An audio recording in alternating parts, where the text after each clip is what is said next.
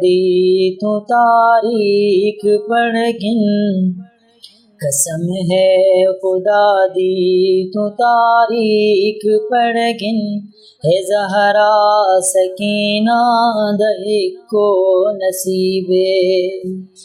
कसम है खुदा दी तू तारीख पढ़ गिन, है ज़हरा सकीना दहे को नसीबे। कसम है खुदा दी तू तारीख पढ़ गिन, है ज़हरा सकीना दहे को नसीबे। जिवें प्यू दी नगरी च ज़हरा लुटी गई, जिवें प्यू दी नगरी च ज़हरा लुटी गई, इवें प्यू दी शाही च थईए गरीबे। कसम है खुदा दी तू तारीख पढ़ गिन, है ज़हरा सकीना दहे को नसीबे। हे दादी ते दीदा कोई है जाम कदर, दूही दफन थिया गरीबी दे अंदर।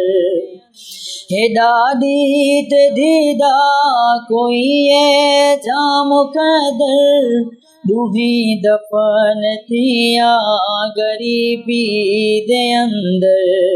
न प्यू नाल मदफन तई फातिमा है, न प्यू नाल मदफन तई फातिमा है, सकीना न दफन तई प्यू दे करीबे। कसम है खुदा दी तू तारीख पढ़ गिन, है ज़हरा सकीना दहे को नसीबे। तिये ज़ख्मी गल सैयदा है लाले, उमें रत सकीना दे गल तू रवा है। तिये ज़ख्मी गल सैयदा दे लाले, उमें रत सकीना दे गल तू रवा है। तिये ज़ख्मी गल सैयदा दे लाले, उमें रत सकीना दे गल तू रवा है। जड़ी प्यू दे मिंबर अगू फातिमा है, जड़ी प्यू दे मिंबर अगू फातिमा है। जड़ी बज दे उठ तू सकीना अजीबे। कसम है खुदा दी तू तारीख पढ़ गिन, है ज़हरा सकीना दहे को नसीबे। फिदक कान ज़ारा दी पसलियाँ टुटियाँ, कुरां की ते ज़ख्मी सकीना दे कंधे। फिदक कान ज़ारा दी पसलियाँ टुटियाँ, कुरां की ते ज़ख्मी सकीना दे कंधे। न ज़हरा दे ज़ख्मा द कोई इलाजे, न ज़हरा दे ज़ख्मा द कोई इलाजे। सकीना भी मर गई कोई नहीं तबीबे। कसम है खुदा दी तू तारीख पढ़ गिन, है ज़हरा सकीना दहे को नसीबे। ए हद है सबर दी जो ज़हरा दे होंदे, अली मौला जींदे मगर चुप दा चुप है। ए हद है सबर दी जो ज़हरा दे होंदे, अली मौला जींदे मगर चुप दा चुप है। सकीना है प्यासी रही पानी मंगदी, सकीना है प्यासी रही पानी मंगदी है खामोश करबल दा गाजी अजीबे कसम है खुदा दी तू तारीख बन गिन है ज़हरा सकीना दहे को नसीबे या हुसैन या हुसैन या हुसैन या हुसैन या हुसैन या हुसैन या हुसैन या हुसैन या हुसैन या वो खत लिखे आए शीरीन नेरो तू सैन न शाम तू आवी इत नहीं माहौल शरीफां दा खत लिखे आए शीरीन नेरो तू सैन न शाम तू आवी इत नहीं माहौल शरीफां दा खत लिखे आए शीरीन नेरो तू सैन न शाम तू आवी इत नहीं माहौल शरीफां दा खत लिखे आए शीरीन नेरो तू सैन न शाम तू आवी इत नहीं माहौल शरीफां दा खत लिखे आए शीरीन नेरो तू सैन न शाम तू आवी इत नहीं माहौल शरीफां दा इत पर दादार नहीं आदे इत पर दादार नहीं आदे तई तो भी कदम न पावी इत नहीं माहौल शरीफां दा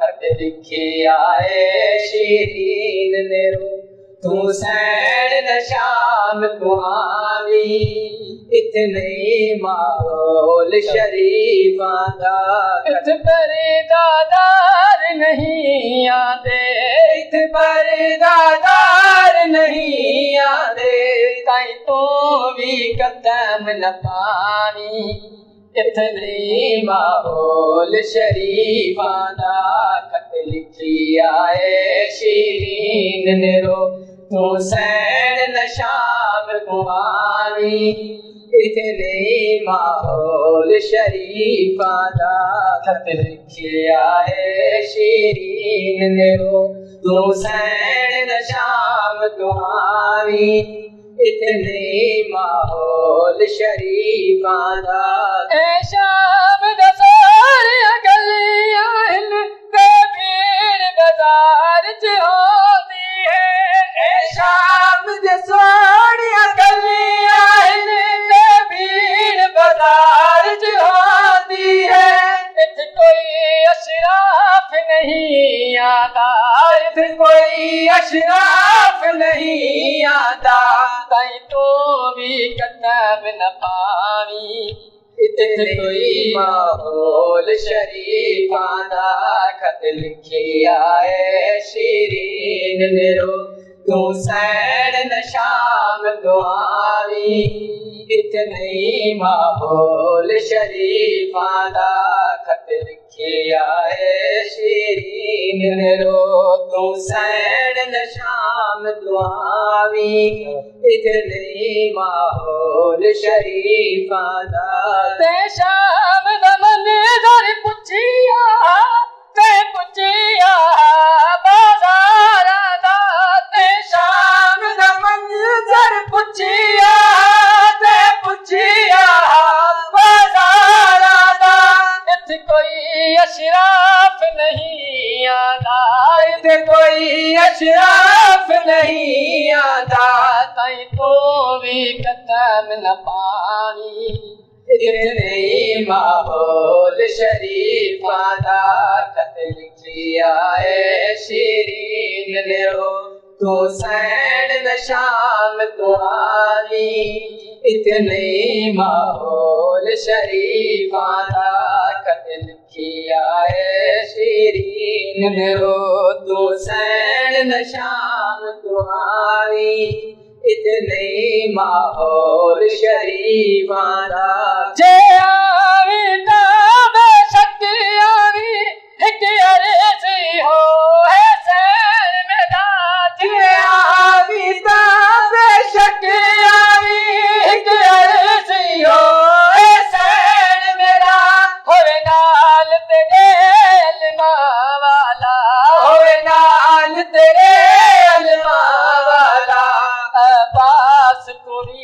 घिनरामी इतने माहौल शरीफा दा खत लिखिया है शीरीन नेरो तू सैन न शाम को आवी इतने माहौल शरीफा दा खत लिखिया है शीरीन नेरो तू सैन न शाम दुआवी इतने माहौल शरीफा दा तेरे बाबे दे दुश्मन रे दे मेरे मेरे जालिम वीने तेरे बाबे दे दुश्मन रे दे मेरे वीने जालिम वीने सरदार हुसैन को खत में डाल सरदार हुसैन को खत में डाल एक बार जरूर पढ़ावी इतने माहौल शरीफा दा खत लिखिया है शीरीन नेरो तू सैन न शाम तो आवी इतने माहौल शरीफा दा खत लिखिया है शीरीन नेरो तू सैन न शाम तो आवी इतने माहौल शरीफा दा तबलीग किते जे आवी ताहिक गाल दा खास ख्याल रखी तबलीग किते जे आवी ताहिक गाल दा खास ख्याल रखी जहवेले अबूर बाजार करी जहवेले अबूर बाजार करी तू आप अली बन जावी इतने माहौल शरीफा दा खत लिखिया है शीरीन नेरो तू सैन न शाम तो आवी इतने माहौल शरीफा दा तस्वर आंखें ना शाम आवी ना शाम विचों तू गुजर करी तस्वर आंखें ना शाम आवी ना शाम विचों तू गुजर करी लगी हलफ बनी घिन के जानी लगी हलफ बनी घिन के जानी जद अकबर को परिणामी इतने माहौल शरीफा दा खत लिखिया है शीरीन नेरो तू सैन न शाम तो आवी इतने माहौल शरीफा दा अऊज़ु बिल्लाहि मिनश शैतानिर रजीम बिस्मिल्लाहिर रहमानिर रहीम अल्हम्दुलिल्लाहि रब्बिल आलमीन वस्सलातु वस्सलामु अला बिल क़ासिम रसूलुल्लाह वस्सलातु वस्सलामु अला अमीरुल मुमिनीन अली इब्न अबी तालिब सुम्मा सलातु वस्सलामु अला हुसैनिल मज़लूम अल्लज़ीना अज़हबल्लाहु अन्हुम रिस्सा व तहहरहुम तत्हीरा अल्लाहुम्मा सल्लि अला मुहम्मद व आलि मुहम्मद अम्मा बाद फ़क़द क़ाल अल्लाहु तबारक व तआला फ़ी क़ुरआनिल मजीद वल फ़ुरक़ानिल हमीद व क़ौलुहुल हक़ बिस्मिल्लाहिर रहमानिर रहीम क़ुल ला अस्अलुकुम अलैहि अजरा इल्लल मवद्दत फ़िल क़ुरबा रब्बि इश्रह ली सदरी व यस्सिर ली अमरी वहलुल उक़दतम मिन लिसानी यफ़क़हू क़ौली वफ़व्विज़ अमरी इलल्लाह इन्नल्लाह बसीरुम बिल इबाद अल्लाहुम्मा सल्लि अला मुहम्मद व आलि मुहम्मद। अस्सलामु अलैकुम। अज़ादारान मज़लूम करबला या अली अलैहिस्सलाम मदद। इमाम हुसैन अलैहिस्सलातु वस्सलाम जी अज़ीम कुर्बानी खे याद कंदे हर ज़ी रूह हर ज़मीर वारी शख्सियत हर ज़मीर वारो नफ्स पोइ जंहिंजो जेतिरो वस ऐं वित लॻे थो उहो पंहिंजो हिसो हिन में लॻाए थो। हर इदारो, हर इमाम हुसैन अलैहिस्सलाम जी आज़ादारीअ जो, इमाम हुसैन अलैहिस्सलाम जी हिन अज़ीम यादि जे लाइ हर इंसान क़ुर्बतन इलल्लाह बग़ैर कंहिं लालच लोभ ऐं अजर जे इमाम हुसैन जी इन अज़ीम क़ुर्बानी खे यादि करे अल्लाह जी बारगाह में सुरख़ुरू थियां। उन सिलसिले में हर कोई कोशिश करे पियो, हर कोई उन सिलसिले में आई। अल्लाह बि जेको अल्लाह जी ख़ातिर इन इमाम हुसैन अलैहिस्सलाम जे अज़ीम प्रोग्राम जी इनक़ाद में कोशिश थो करे, अल्लाह तो चए मां ई उन जो मददगार आहियां। छो जो इमाम हुसैन अलैहिस्सलाम को हिकिड़ो आम शख़्स न आहे। इमाम हुसैन अलैहिस्सलाम जी क़ुर्बानी वॾो मक़सदु आहे। इमाम हुसैन अलैहिस्सलाम जे करबला में अचणु, दीन इस्लाम हिकिड़ो अहिड़ो निज़ाम आहे जंहिंजे अंदरि रही करे इंसान बका ऐं इंसान जी निजात आहे ऐं इंसान कमाल ते पहुची सघे थो। सो इमाम हुसैन अलैहिस्सलाम उन अज़ीम निज़ाम जे ईअं सम्झो त आम उहा हस्ती आहे जेको इन खे बका थो ॾिए, न त इहो ख़तमु थी वञे हा। इमाम हुसैन अलैहिस्सलाम जी इन अज़ीम क़ुर्बानी, अल्लाह जी इन वहदानियत खे बचाइण जे लाइ अल्लाह चए थो जेको इन अज़ीम प्रोग्राम खे यादि थो करे इन जो अजर इमाम जाफ़र सादिक़ अलैहिस्सलाम वटि कुझु माण्हू आया, अल्लाहुम्मा सल्लि अला मुहम्मद व आलि मुहम्मद, मौला वटि कुझु माण्हू आया। मौला इमाम हुसैन अलैहिस्सलाम जो यानी माह मुहर्रम जो चंड नज़र अची विया। इमाम हुसैन अलैहिस्सलाम ते जोक दर जोक माण्हू वञनि था, उन जो अजर ऐं सवाब छा आहे?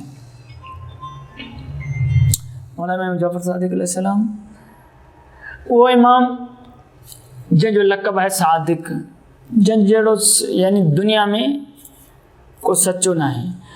ऐं जेके बि इमाम आहिनि, इमाम अबू हनीफ़ा या इमाम शाफ़ई, इमाम मालिक, इमाम हंबल, डायरेक्ट ऐं इनडायरेक्ट इमाम जाफ़र सादिक़ अलैहिस्सलाम जा इहे शागिर्द रहिया आहिनि। यानी इमाम जाफ़र सादिक़ अलैहिस्सलाम इन्हनि जा इमाम आहिनि, डायरेक्ट इनडायरेक्ट। यानी इमाम अबू हनीफ़ा जा त डायरेक्ट उस्ताद आहिनि। इमाम अबू हनीफ़ा चए थो त इहे जेके 2 साल मूं अगरि इमाम जाफ़र सादिक़ वटि न गुज़ारिया त शायदि हलाक थी वञा। अहिड़ो इमाम, अहिड़ो सचो इमाम, यानी जेके बि फ़िक़ूं आहिनि उन्हनि जा जेके इमाम आहिनि उन्हनि जो उस्ताद, उन्हनि जो रहबर, इल्म जो वॾो ख़ज़ानो इमाम जाफ़र सादिक़ अलैहिस्सलाम उहो तो फ़रमाए मुंहिंजो ॾाॾो हुसैन जी आज़ादारी ऐं उन जी ज़ियारत जो जेको अजर आहे, ज़ियारत जो अजर मौला तो ॿुधाए त जेके माण्हू उन सवाल कयो त जोक दर जोक वञनि पिया, इन्हनि जो अजर इन्हनि खे छा मिलंदो? मौला चयो अगरि जेकॾहिं को शख़्स इमाम हुसैन जी ज़ियारत करणु थो वञे त उन जे अजर ऐं सवाब जो तक़ाज़ो मापो मक़बूल तरीन, मक़बूल यानी क़बूल थियल 7 हज उन्हनि जे बराबरि इमाम हुसैन अलैहिस्सलाम जी ज़ियारत आहे। मकबूल तरीन ये कदम जो कहे ताजुब में अचे मौला 7 हज मौला चयो 70 हज मौला 70 हज हदीस बीठी न है ये रिवायत बीहे न थी हुन जो ताजुब करण हुयो मौला इमाम जाफर सादिक अलैहिस्सलाम सच्चन जो इमाम सच्चो इमाम तो चे न मुझे दादा हुसैन जी ज़ियारत 70 हज न बल्कि 700 हज जो मौला 700 हज चे 70,000 हज मकबूल तरीन हज इंसान करे उन्हनि जे सवाब एक पासे इमाम हुसैन जी ज़ियारत करण यानी इमाम हुसैन जी कब्र जी ज़ियारत करण एक तरफ़ जी अच्छा मौला जी इहो हज जेतरी भी क़यामत जी दुनिया कन इन्हीं हज के बचाइण वारो मुझो ॾाढो हुसैन इन्हीं नमाज के बचाइण वारो मुझो ॾाढो हुसैन अगर आज हज ते हाजी वञनि था इन हज के बचाइण वारो मुझो ॾाढो हुसैन छो जो पंहिंजा ॿधल अहराम ॾिसो न ईअं आहे को हाजी जंहिंखे चइजे त तूं दीन जी ख़ातिर पंहिंजो सिर कलम कर हज न कर हज जहिड़ी सआदत इन हज हिकिड़ो हज रुकन आहे दीन जो हिकिड़ो रुकन आहे पूरे दीन के बचाइण जे लाइ हज के छॾे थो मौला एहराम छॾे करे यानी उम्रे में तब्दील करे मौला हुसैन ने करे थो ॾिसो या आयत जंहिंजे लाइ रसूल अकरम चयो कुल ला असअलुकुम अलैहि अज्र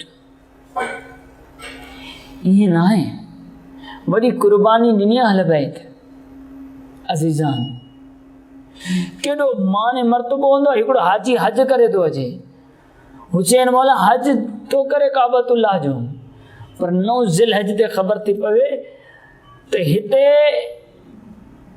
कातिल आयल आहिनि ॿियनि जो बि क़त्ल थींदो तोखे दीन खे बचाइण जे लाइ हज खे छॾिणो पवंदो करबला ॾांहुं वञिणो पवंदो हज खे तब्दील करे करबला ॾांहुं थो रवानो थिए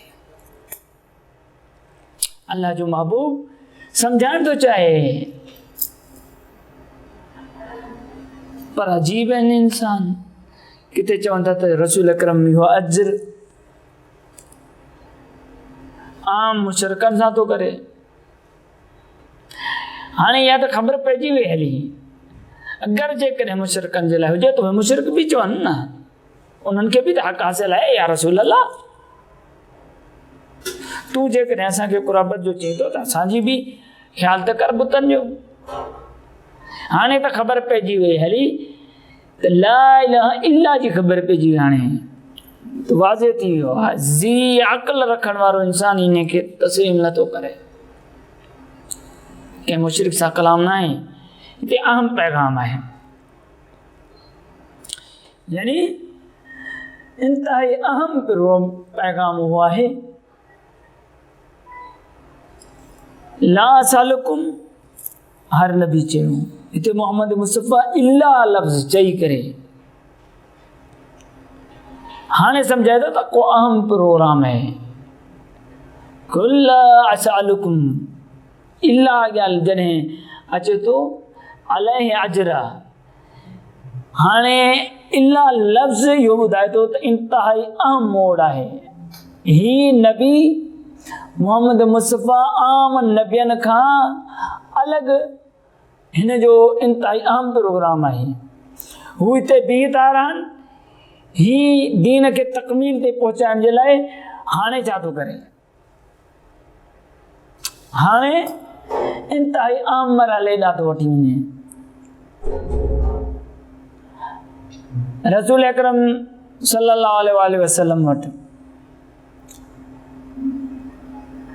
कुछ माण्हू आया या रसूल अल्लाह इहा आयत कंहिंजे लाइ आहे कुल असअलुकुम अलैहि अजरन इल्ला मवद्दत फिल क़ुरबा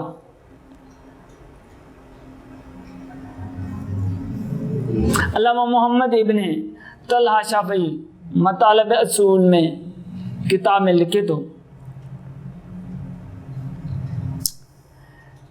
रसूल अकरम यो फरमायो ये क़ुरबा या आयत अली फ़ातिमा हसन हुसैन जे लाइ आहे। इंतहा मोतबर अहले सुन्नत वाले वो यो लिखे तो यो रसूल अकरम फरमायो अली और फ़ातिमा हसन हुसैन जे लाइ इहा आयत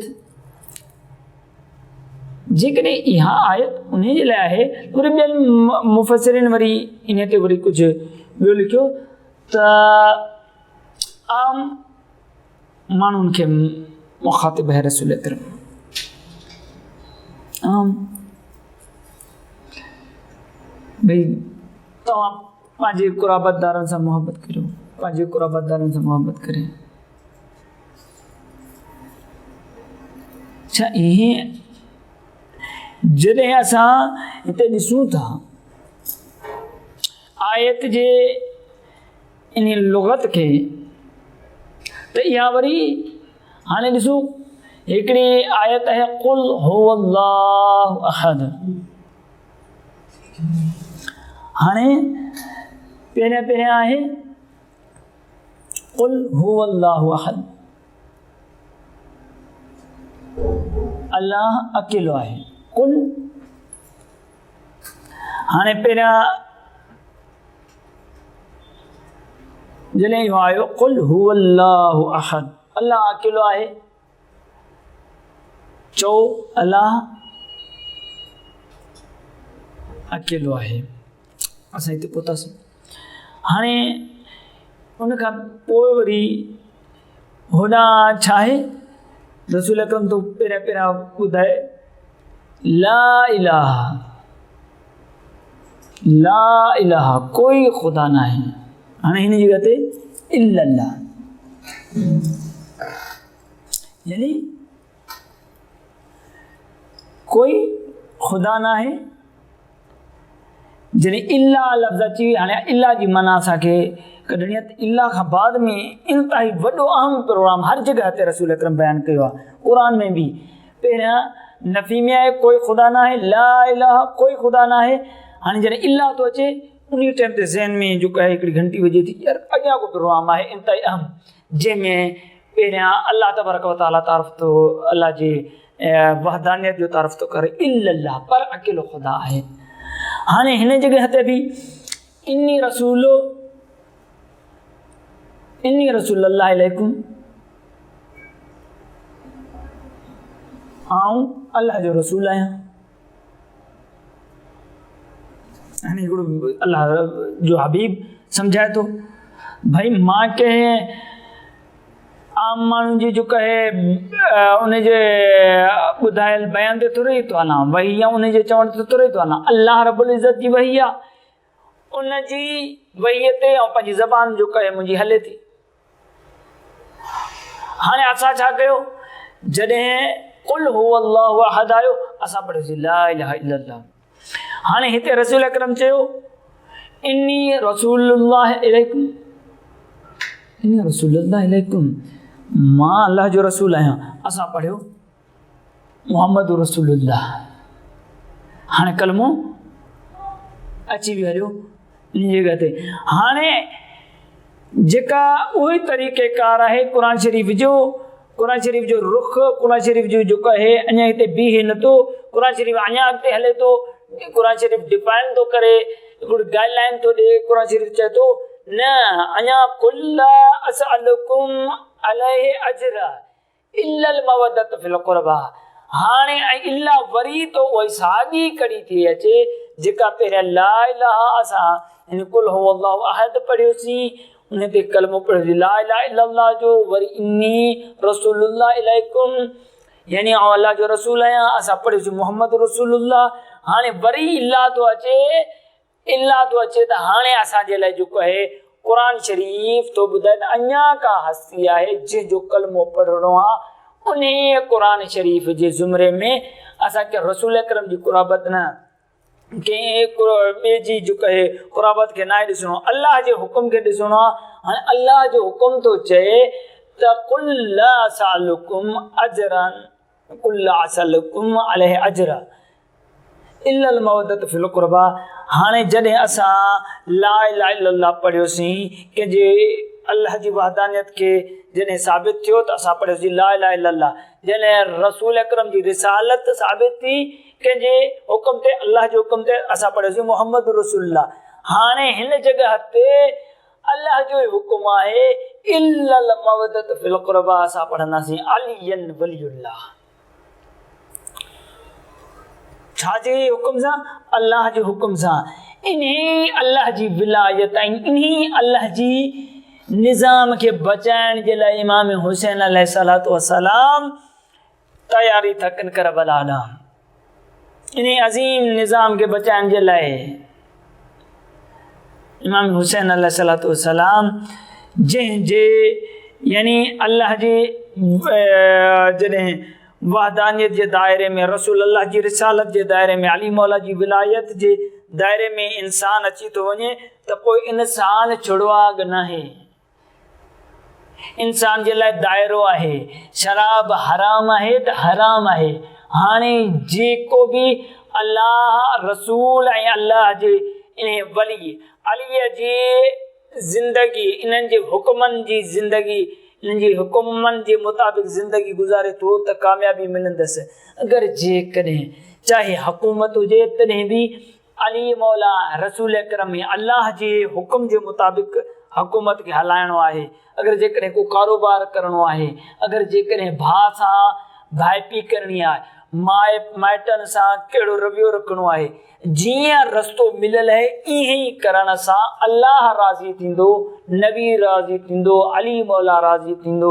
अगरि जेकॾहिं अली मौला खे नाराज़ कयो त अल्लाह बि नाराज़ कॾहिं थींदा? जॾहिं असांजा अमाल भला हूंदा, असांजो जॾहिं नफ़्स जा ग़ुलाम न थींदासीं।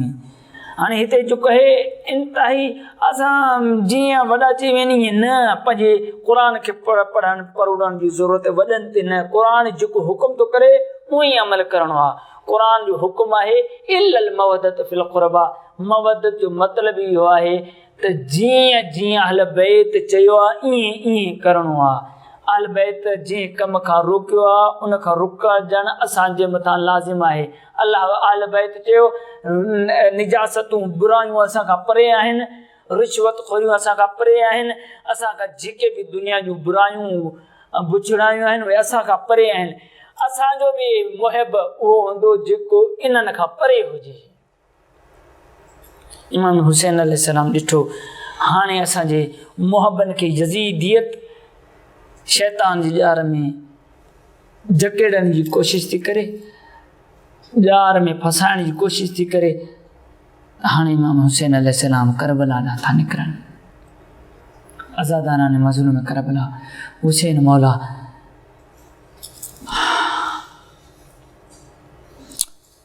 आयो मदीने में गवर्नर जी दरबार में अचनि था। ॿाहिरि मौला अब्बास ऐं कुझु सिपाही हाशिमी ख़ानदान जा हूंदा आहिनि। हिते इमाम हुसैन अलैहिस्सलाम हाज़ादारान मज़लूम करबला। इमाम हुसैन अलैहिस्सलाम अची करे ज़ालिम मौला खां बैयत घुरे थो।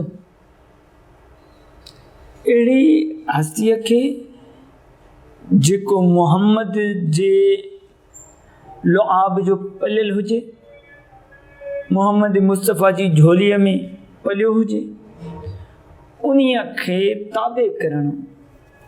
छा जे बारे में?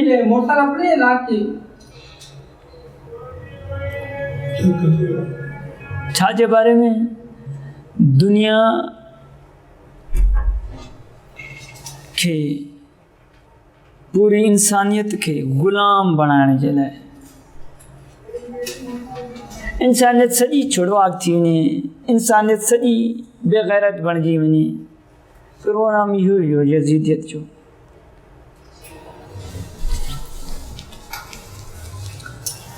बस अज़ीज़ो,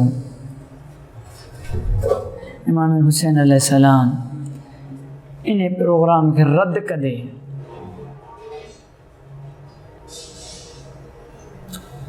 अचनि था भेण ज़ैनब थी अची वञे।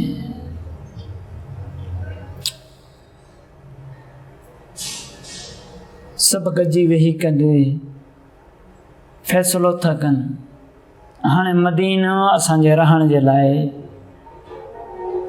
न आहे, हाणे करबला खे आबाद करणो। आज़ादारान मज़लूम करबला इमाम हुसैन अलैहिस्सलाम तयारी जे लाइ चए थो तयारी करियो। बस तयारी शुरू थी वई।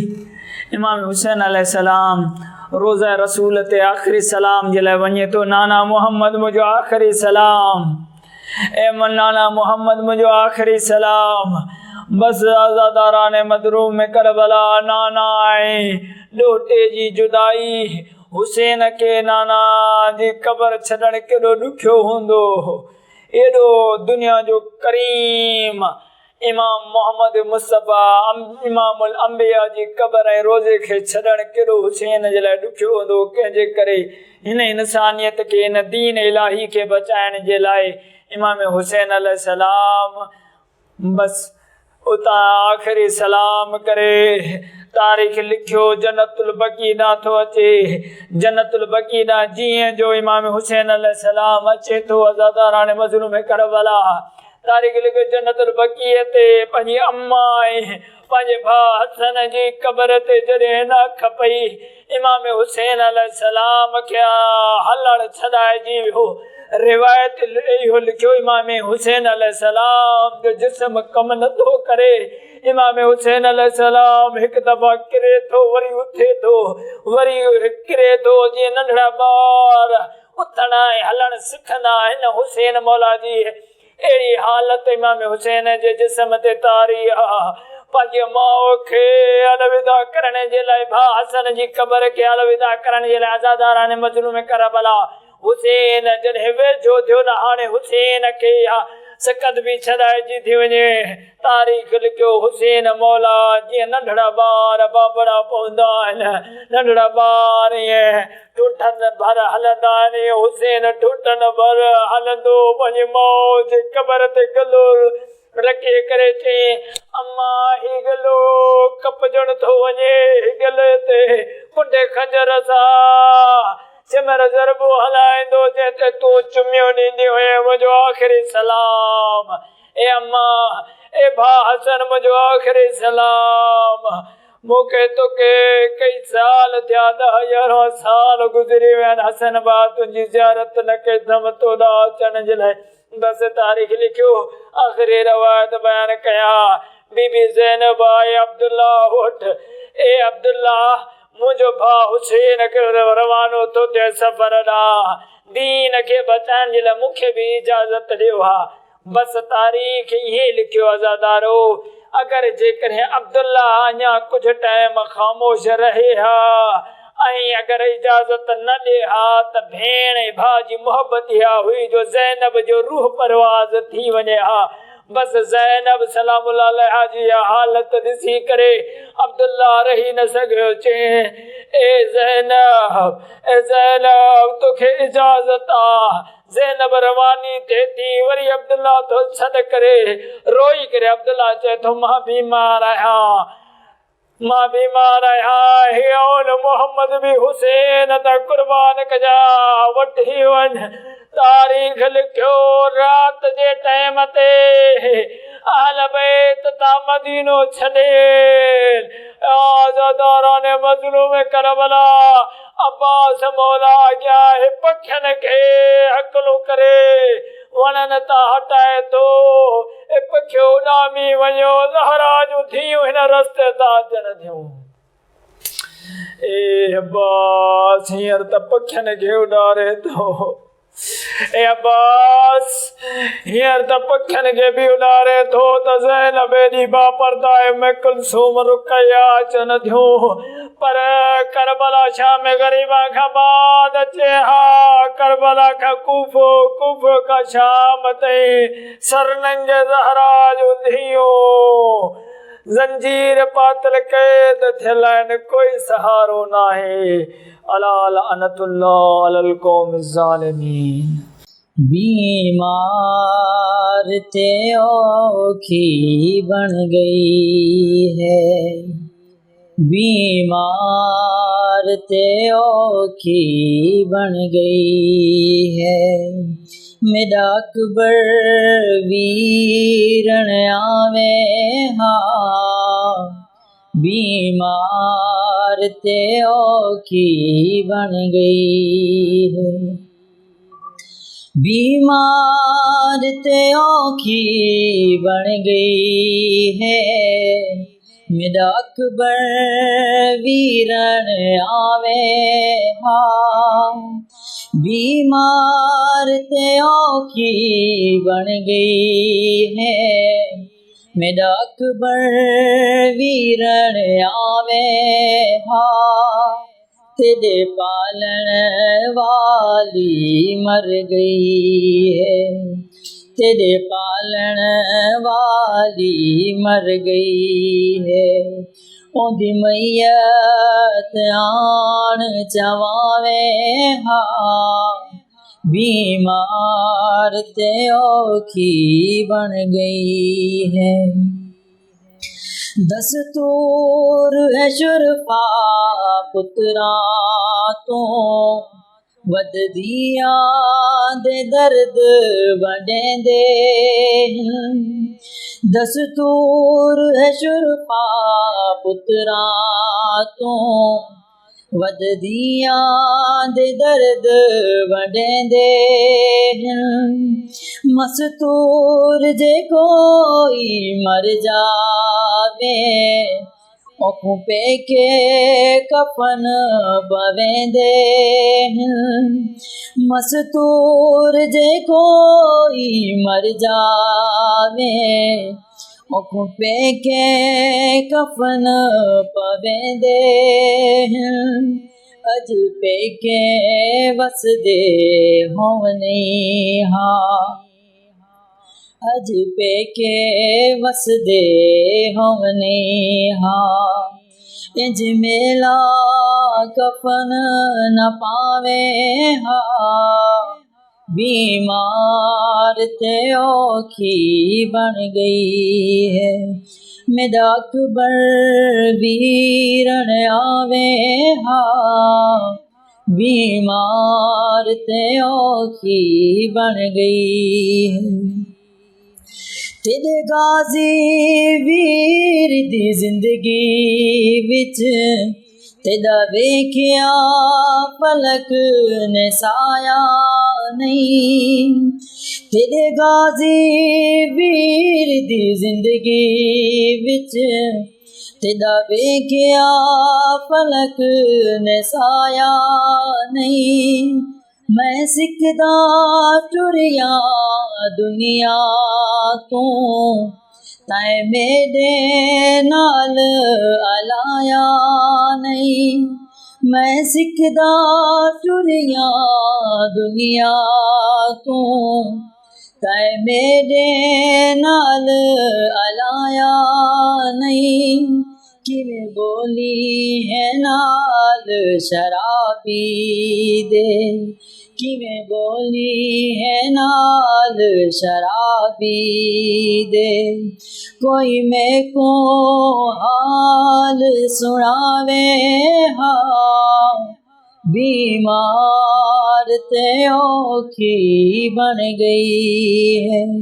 मेरा अकबर वीरण आवे हा, बीमार ते औखी बन गई। मज़ीद ख़बरनि ऐं तफ़सीलात लाइ विज़िट कयो